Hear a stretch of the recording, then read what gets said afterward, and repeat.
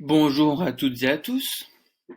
Alors aujourd'hui, dans le cadre du cours d'histoire, nous allons voir ensemble le cirque romain, en plus particulier le Circus Maximus. Donc on va commencer avec les origines du Circus Maximus. Donc ce cirque a été construit dans la vallée de la Murcia, entre le mont Aventin et Palata.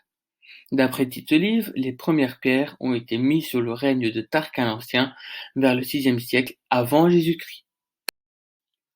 Nous allons relever ensemble les différentes caractéristiques principales du Circus Maximus, à savoir les places des spectateurs, les matériaux et la taille du cirque.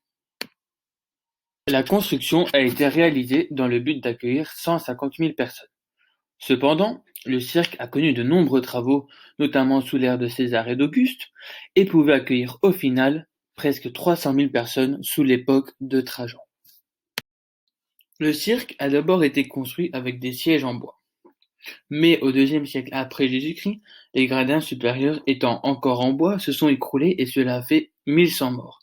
Pourtant, au 1er siècle après Jésus-Christ, les sièges sont en pierre, sauf les gradins supérieurs.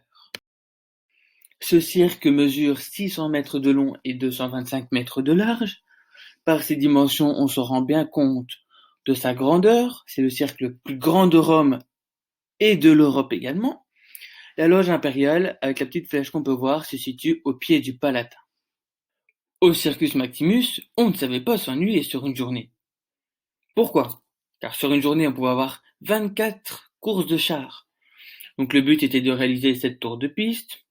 Et à partir de Trajan, il peut y avoir aussi d'autres spectacles, comme de la course à pied.